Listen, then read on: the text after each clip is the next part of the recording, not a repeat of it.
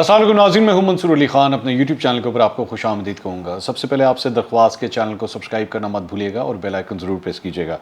नाज़रीन, कुछ इंटरेस्टिंग खबरें हैं आज की जिसके ऊपर तबसरा और तजिया होगा, आपके साथ शेयर करते हैं। सबसे पहले तो जी एक खबर आई है चौधरी फैमिली के हवाले से। चौधरी वजाहत हुसैन साहब जो चौधरी शुजात हुसैन के छोटे भाई हैं, उनका एक कमेंट सामने आया है। आप जानते होंगे, अगर आप फॉलो कर रहे होंगे तो चौधरी शुजात हुसैन के हवाले से इल्ज़ामात लगाए थे चौधरी वजाहत ने कि जी इनके साहबजादे सालिक हुसैन जो हैं उन्होंने आसिफ अली जरदारी साहब से डॉलर्स मांगे थे और अपनी वजारत के चक्कर में जो है वो मुस्लिम लीग नून की इत्तेहादी हुकूमत में वो शामिल हो गए थे। तो उसके बाद चौधरी शुजात हुसैन साहब ने अपने भाई के हवाले से ये कहा था कि जी अगर आपके पास कोई ऐसे सबूत हैं तो आप सामने लेकर आएँ, इस तरह बिला वजह इल्ज़ामात मत लगाएं मेरे बेटे के ऊपर। अब इस सिलसिले में चौधरी वजाहत हुसैन का ये बयान सामने आया है। उन्होंने कहा है कि जी मेरे पास डॉलर मांगने के सबूत मौजूद हैं।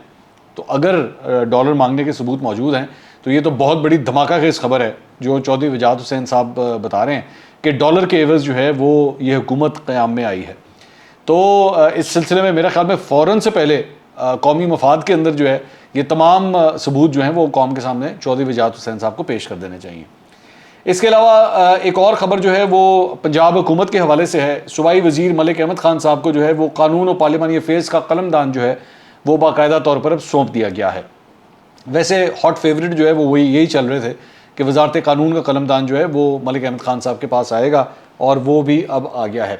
इसके अलावा गैलप का एक सर्वे जो है वो सामने आया है। गैलप के एक सर्वे के अंदर जो है बताया जाता है, सवाल ये किया गया था कि जनाब इलेक्शंस कब होने चाहिए, अभी होने चाहिए या 2023 के अंदर जाके, यानी अगले साल अपने मुकर्रर वक्त के ऊपर होने चाहिए।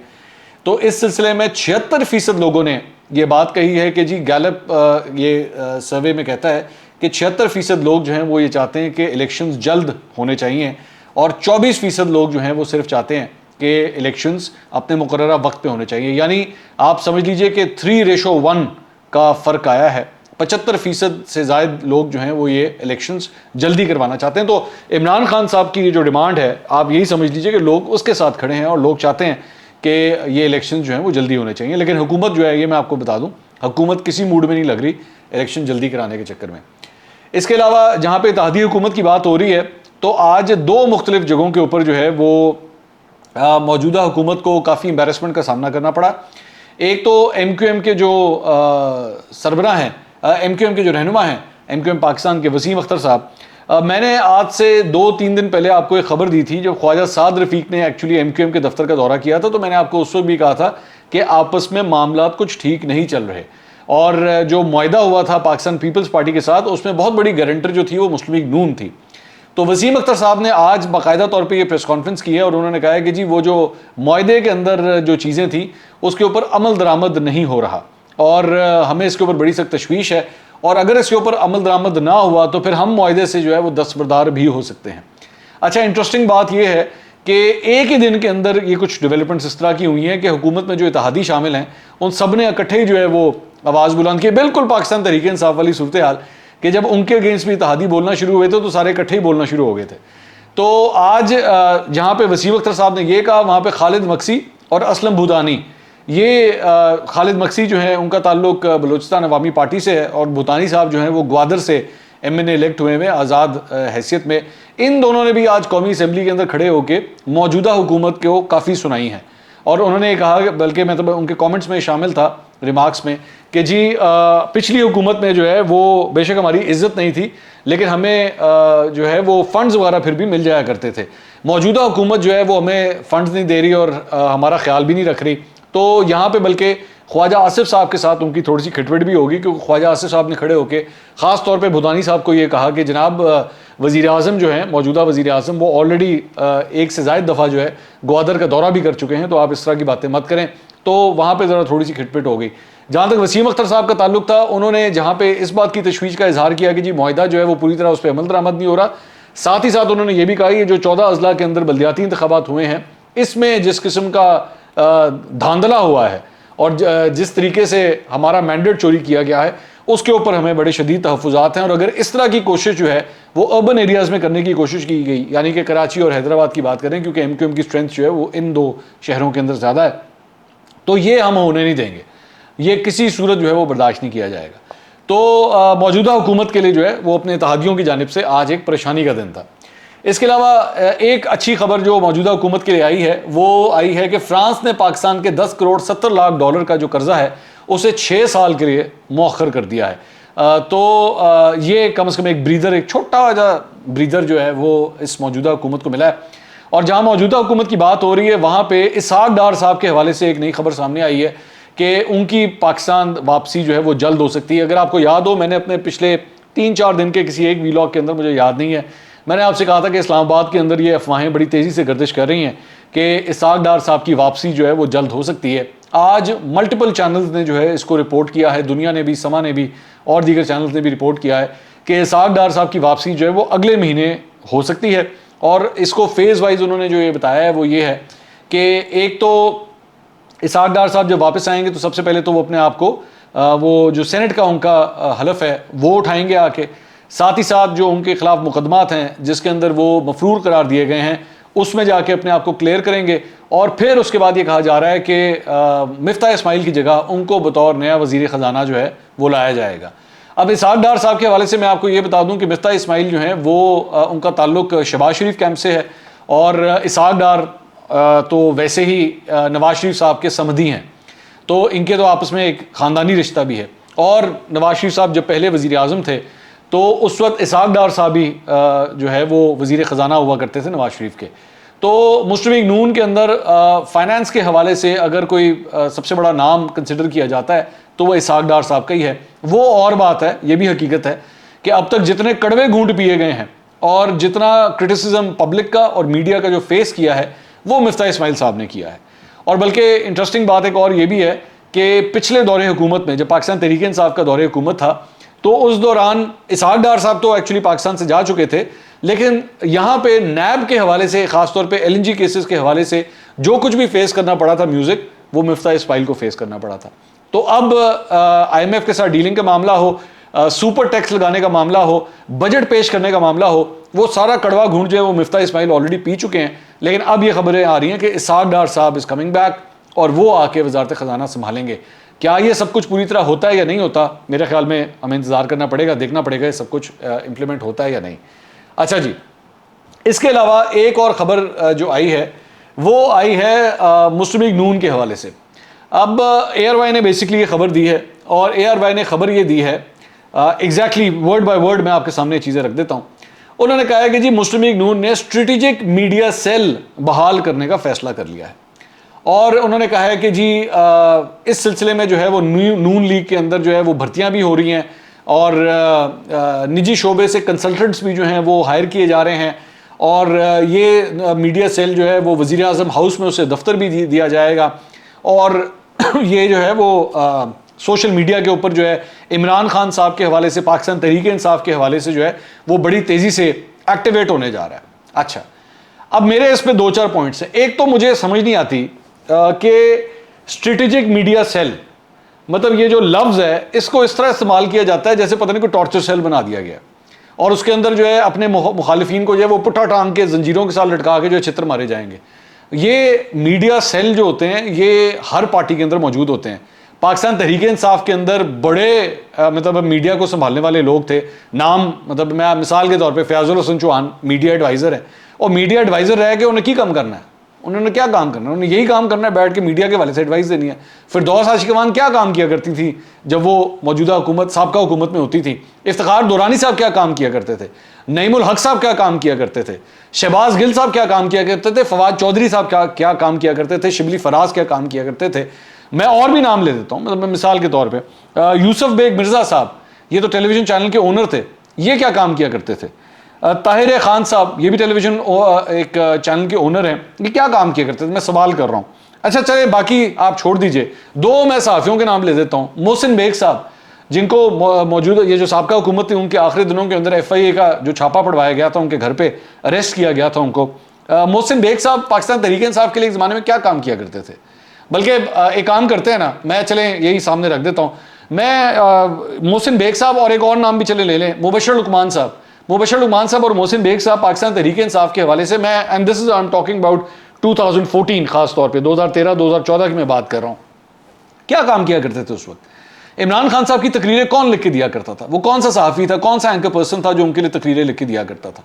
इनको बुलाएं किसी दिन टॉक शोज के अंदर और इनसे सवाल करें कि ये वो लोग तो एक्चुअली उस वक्त अपनी सहाफत भी कर रहे थे और साथ साथ ये भी काम कर रहे थे। इसके साथ साथ मतलब दर्जनों लौंडे लपाड़े यूट्यूबर जो आप लोगों ने रखे हुए थे, अरे बल्कि रखे हुए हैं, जो दिन रात आप लोगों की चमचागिरियां करते हैं और आप लोगों के हक में ट्वीट्स करते हैं और आप लोगों के हैशटैग्स को, ये इंपोर्टेड हुकूमत नामंजूर के हैशटैग्स के साथ बैठ के आप लोगों के लिए ट्वीटें करते हैं, वो क्या, वो सहाफत है? उसे सहाफत कहते हैं आप? तो पहली बात तो ये, दिस इज नथिंग सरप्राइजिंग कि जी किसी पार्टी ने जो है वो बैठ के अपना स्ट्रेटेजिक मीडिया सेल या मीडिया सेल बना लिया है। इसमें कौन सी औखी बात है? मतलब पूरी दुनिया के अंदर होता है, तमाम सियासी जमातों में होता है, चाहे आप पाकिस्तान की कोई भी सियासी जमात, पाकिस्तान तहरीक-ए-इंसाफ है, जमात इस्लामी है, JUIF है, पाकिस्तान पीपल्स पार्टी है, वो सारी सियासी जमातें उठा के देख लें, सबके हैं। बल्कि मैं तो समझता हूँ, ये मेरा अपना तजिया है कि सोशल मीडिया के हवाले से जितना ज़बरदस्त मीडिया सेल पाकिस्तान तहरीक-ए-इंसाफ का है, वो तो किसी और जमात का है ही नहीं। बल्कि दीगर जमातों को तो सीखना चाहिए कि जनाब इस तरह बनाते हैं, इस तरह सोशल मीडिया के हवाले से काम करते हैं, ये तो सीखना चाहिए। तो मुझे समझ नहीं आई कि इसके ऊपर तनकीद किस बात की हो रही है। हाँ, तनकीद, अच्छा आगे चल के फिर क्या बात होती है इस चैनल, मतलब इसके ऊपर उन्होंने खबर गुमन साहब, अरशद शरीफ साहब, बाद में शहबाज गिल, तीनों को उन्होंने लाइन के ऊपर ले लिया। तो उनकी गुफ्तगू से मुझे यह पता लगा, मुझे इंफॉर्मेशन नहीं, मुझे उनकी गुफ्तगू से पता लगा कि मरियम नवाज इसको हेड करेंगी, ये इमरान खान साहब के खिलाफ इस्तेमाल होगा, इमरान खान और फौज के दरमियान जो है वो गैप्स डालने के लिए ये इस्तेमाल किया जाएगा और इसके लिए जो है वो पाकिस्तान के मुख्तलिफ टेलीविजन चैनल्स के ऊपर इश्तिहारों की भरमार होगी और एंकर पर्सनस को और मुख्तलिफ इन्फ्लुएंसर्स को जो है वो इसके अंदर शामिल किया जाएगा। अच्छा, और यूट्यूब के ऊपर वीलॉग्स भी जो है वो उन्होंने फरमाया जी इसके ऊपर बनेंगे। शहबाज गिल साहब ने एक बड़ी अजीब किस्म की बात की, उसके ऊपर मैं थोड़ी देर में आता हूँ। उन्होंने कहा जी मरियम नवाज किस हैसियत से जो है उसको करेंगी। अगर तो ये पार्टी की बेसिस पे है, मतलब मुस्लिम लीग नून का ये मीडिया सेल बन रहा है, तो फिर इसमें तो कोई प्रॉब्लम नहीं होनी चाहिए अगर मरियम नवाज उसको हेड कर रही हैं, मेरी नज़र में। क्योंकि जाहिर बात है अगर ये पार्टी का मीडिया सेल है और इस पे पब्लिक फंड्स कोई नहीं जा रहे, खास तौर पे अगर पब्लिक के फंड्स नहीं जा रहे, फिर तो कोई प्रॉब्लम नहीं है। अगर तो ये हुकूमत का मीडिया सेल है और उसको मरियम नवाज हेड करती हैं, तो फिलहाल मरियम नवाज के पास हुकूमती कोई ओहदा नहीं है कि वो इसको हेड कर सकें। So we will have to wait and see कि एक्चुअली ये होता क्या है। We will have to wait and सी।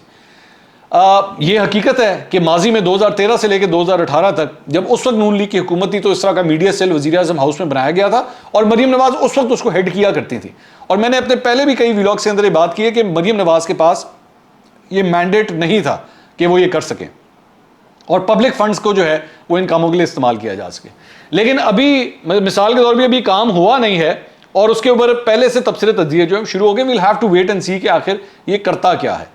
मेरे लिए मीडिया सेल्स बनाना कोई इतना मतलब अनहोनी चीज़ नहीं है, पूरी दुनिया के अंदर बनते हैं, लेकिन वी विल हैव टू सी कि एक्चुअली ये फॉर्म किस तरह किया जाता है। दूसरी बात ये कि कंप्लेन कौन कर रहा है? पाकिस्तान तहरीक-ए-इंसाफ। मतलब पाकिस्तान तहरीक-ए-इंसाफ ने तो जिस तरह अरसलान खालिद जो थे वो डिजिटल मीडिया को हेड करते थे पाकिस्तान तहरीक-ए-इंसाफ के दौर में, तो ठीक है, उसमें क्या गलत बात थी? मुझे तो उसमें कोई एतराज़ नहीं नजर आता। आप बल्कि उनको तो पूरा डिजिटल मीडिया के हवाले से इसके बाद वो एक साहब थे इमरान गजाली साहब, वो बैठ के इस पूरे जो इनका बना हुआ था, अब उसे आप सेल कहें या कुछ भी कहें, उसको हेड करते थे। पाकिस्तान तहरीक-ए-इंसाफ के लिए काम करते थे, हुकूमत के जितने काम होते थे उसको बैठ के उसकी तरवीज करते थे, ठीक है। और मतलब बाकी तो यूट्यूबर तो खैर वो मैं उनको भी ला ही नहीं रहा ना। इमरान खान साहब जिस अपने दौर में उन यूट्यूबरों से जाके पूरी एक नशिस्त जिस तरह होती थी और बैठ के उनको जो ब्रीफ किया जाता था, मैं उसके ऊपर तो अभी आ ही नहीं रहा। सो मेरे लिए it is not surprising at all. अच्छा, ऊपर से क्या हुआ कि बाद में आए शहबाज गिल साहब ARY के ऊपर और उन्होंने बड़ी एक अजीब बात की। उन्होंने कहा जी कि मैं आपको बता दूं कि इसको जो है वो फ़ाहद हुसैन साहब जो है इसको हेड करने जा रहे हैं और हम आपको बता दें कि हम जो है वो फ़ाहद हुसैन के ख़िलाफ़ बाद में आर्टिकल 6 जो है वो हम लगाएंगे और आर्टिकल 6 गद्दारी का ये बेसिकली मुकदमा है, क्योंकि इमरान खान साहब जो हैं वो पाकिस्तान के नहीं बल्कि आलम इस्लाम के जो हैं वो लीडर हैं और उनके खिलाफ अगर इस तरह की हर्जा सराई होगी तो हम जब हुकूमत में आएंगे तो उनके खिलाफ आर्टिकल 6 लगाएंगे। मुझे एतराज़ पता है किस बात का है? ये बेसिकली वो अंदर का माइंडसेट है जो उबल के बाहर आ जाता है, जिसको ये लोग कंट्रोल नहीं कर सकते कि आपने इमरान खान को उस पेडेस्टल पे ला के बिठा दिया है कि इमरान खान पे कोई तकीद कर दे, इमरान खान को कोई बुरा भला कर दे तो भाई आपने गद्दारी कर दी है, आपने गद्दारी कर दी, आपने मुल्क के साथ गद्दारी कर दी है, क्योंकि आपने इमरान खान पे उंगली उठा दी। क्यों? इमरान खान क्या अनटचेबल है? इमरान खान के ऊपर तनकीद नहीं की जा सकती? मतलब क्या उसको आपने, उसको क्या हैसियत बना दी आपने उसकी कि भाई उनके ऊपर बात ही नहीं कर सकता कोई।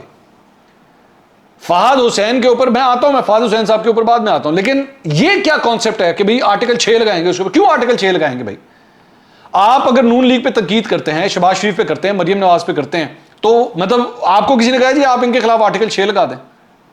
ये क्या बात हुई कि जी वो मतलब बेसिकली ये फहाद हुसैन को तड़ी लगाने वाली बात थी। ये फहाद हुसैन को एक वार्निंग शॉट देने वाली बात थी कि भाई अगर आपने ये किया ना तो हम तो आपके साथ ये करेंगे। ऐ नहीं करेंगे। इतनी लुट मची हुई है कि आपका मुंह उठा के जो भी दिल करेगा आप बैठ के किसी के खिलाफ आर्टिकल 6 लगा देंगे। कभी आप बैठ के कुफर के फतवे लगाना शुरू हो जाते हैं। आपके लीडर को वो अमर बिल मारूफ के जरिए वो जो आपने कैंपेन चलाई थी कि या आप नेकी के साथ हैं या बदी के साथ हैं, ठीक है, मतलब ये क्या बात हुई नेकी के साथ है? भाई इंसान नेक होते हुए इमरान खान पे तनकीद नहीं कर सकता। इंसान नेक होते हुए इमरान खान के खिलाफ वोट नहीं डाल सकता। इंसान नेक होते हुए ये कह नहीं सकता नहीं भाई मुझे इमरान खान की बात समझ नहीं आती। ये क्या बात हुई? अब आ जाए फहाद हुसैन के ऊपर। फहाद हुसैन साहब मेरे बॉस रहे हुए हैं एक्सप्रेस के अंदर, और मैं उनको कंसिडर करता हूं one of the most professional journalist इन पाकिस्तान। जब तक वो जर्नलिस्ट थे, जब से उन्होंने ओहदा संभाला है और मैंने जब से एक्सप्रेस न्यूज छोड़ा है, मेरा फहाद हुसैन साहब से कोई राब्ता नहीं है। मेरा ना उनसे कभी कोई मैसेज के ऊपर बात हुई, ना फोन के ऊपर बात हुई। तो इसलिए मैं अपना जो ओपिनियन दे रहा हूं ये मेरा अपना ओपिनियन है। मैं फहाद हुसैन साहब की जगह पे होता और ये मौजूदा हुकूमत मुझे कोई ओहदा ऑफर करती तो मैं इंकार कर देता। बल्कि आप मेरा जाके वो व्लॉग उठा के देखिए, वो मुझे आज तारीख भी याद है। मुझे आज वो तारीख भी याद है कि जिस दिन शहबाज शरीफ साहब की हुकूमत आई थी, जिस दिन उनको वजीर आजम बनाया गया था, मैंने उस दिन व्लॉग किया था और मैंने उसके अंदर ये बात कही थी कि खुदा के लिए सहाफियों को, एंकर पर्सन्स को बैठ के हुकूमती जॉब्स मत ऑफर कीजिएगा, क्योंकि इससे पूरी की पूरी बरादरी के ऊपर उंगलियां उठती हैं। मैं फहाद हुसैन साहब की जगह पे होता, मैं ये जॉब ना लेता, मैं ये ओहदा ना लेता, क्योंकि मेरी नज़र में फहाद हुसैन साहब का एक ओहदा, उनका मुकाम बीइंग जर्नलिस्ट बहुत ऊंचा है, बहुत ऊंचा है। एचएन कॉलेज के पढ़े हुए हैं, बाहर से पढ़े हुए हैं, उन्होंने बड़ा ज़बरदस्त काम किया हुआ है पाकिस्तानी जर्नलिज्म के अंदर। ठीक है, ले लिया, ओके।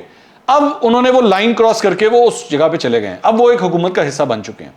अब हुकूमत का हिस्सा होते हुए बाकायदा तौर पर एलानिया अब वो इस हुकूमत की जिस तरह मर्जी रहनुमाई करें, जो मर्जी काम करें, उन पर तनकीद नहीं की जा सकती। अगर उनका काम एक मीडिया की स्ट्रेटेजिक सेल को चलाना है तो भाई वो कौन चलाएगा? अगर मुझे नहीं पता फहाद हुसैन इसको हेड कर भी रहे हैं कि नहीं, क्योंकि मुझे शहबाज गिल ने बताई है ये बात। अगर कर रहे हैं, मैं अगर की बुनियाद के ऊपर ये बात आगे लेके चलता हूं, अगर वो कर रहे हैं तो भाई मीडिया स्ट्रेटेजिक सेल जो है वो मीडिया का बंदा ही चलाएगा ना, जिसका मीडिया का एक्सपीरियंस हो, या बाहर से अमेरिका से जो है किसी डॉक्टर को बुला के लेकर आए जिसका नाम डॉक्टर शहबाज गिल हो और उसके हाथ में मीडिया सेल पकड़ा दें, जिसे कख समझना है कि मीडिया चलाते किस तरह, जिसने जिंदगी में कभी मीडिया में काम नहीं किया हुआ उसके हाथ में पूरा का पूरा मीडिया सेल पकड़ा दें। इस तरह होना चाहिए, या किसी ऐसे बंदे को एक्चुअली ये जॉब देनी चाहिए कि जिसने खुद मीडिया में काम किया हो। पीटीवी की चेयरमैनशिप की बात हो, पैमरा को हेड करने की बात हो, मैं हमेशा ये बात कहता हूं कि एक साबिक जर्नलिस्ट को ये काम करना चाहिए, क्योंकि उसने मीडिया में काम किया। फवाद चौधरी साहब आप उठा के देख लीजिए, मैं आज भी ये बात कहता हूं, फवाद चौधरी को जिस दिन इंफॉर्मेशन मिनिस्टर बनाया गया था, पीटीआई ने बनाया था, मैंने उस दिन ये बात की थी कि बहुत अच्छा फैसला है। वो इसलिए मैंने कहा था क्योंकि फवाद चौधरी ने मीडिया के अंदर काम किया हुआ है। मैंने तारीफ की थी उस बात की। मैंने कहा था कि फवाद चौधरी चूंकि इस मीडिया का हिस्सा रहा है इसलिए उनको पता है कि मीडिया को हैंडल किस तरह करना है। इवन दो मैं फवाद चौधरी साहब ने जिस तरह मीडिया को से हैंडल किया, उनसे इंटरेक्ट किया, उनके बहुत से फैसलों से मैं इख्तिलाफ करता हूं, बट स्टिल मैंने उस इकदाम की, उस फैसले की तारीफ की थी कि उन्होंने किया। आपको फवाद चौधरी मीडिया से होते हुए पीटीआई के अंदर आके शामिल होना वो काबिल कबूल है। फहाद हुसैन का यहां से मीडिया से होके उधर जाना वो काबिल कबूल नहीं है। शहरी रहमान कौन थी? शहरी रहमान भी एक जमाने में एक जर्नलिस्ट थी, हेरल्ड की एडिटर थी, वो डॉन ग्रुप के साथ काम करती थी। आज वो एक सेनेटर है, एक सियासतदान है। मुशाहिद हुसैन सैयद कौन थे? मुशाहिद हुसैन सैयद भी एक साफी हुआ करते थे। मुझे समझ नहीं। परवेज रशीद साहब कौन थे? परवेज रशीद साहब भी एक जमाने में एक साफी हुआ करते थे। और भाई आप लोगों के तो मतलब वो कंटेनरों के ऊपर खड़े होके, आपके जलसों के अंदर खड़े होके मैं लिस्ट गिनाना शुरू करूं वो कौन कौन से कॉलम निगार थे, कौन कौन से साफी थे, कौन कौन से एंकर पर्सन थे जो आप लोगों के जलसों में खड़े होकर तकरीरें किया करते थे। हसन निसार साहब कौन है? हसन निसार साहब खुद अपने मुंह से कहते हैं कि पाकिस्तान तहरीक इंसाफ के बानियों में से मैं हूं। तो फिर तो बराए मेहरबानी ये आर्टिकल 6 की और गद्दारी के फतवे लगाने से पहले कोई 10,000 दफा दिमाग में जरा सोच लिया करें आप बात क्या कर रहे हैं। अगले वीलॉग में दोबारा मुलाकात होगी। अल्लाह हाफिज।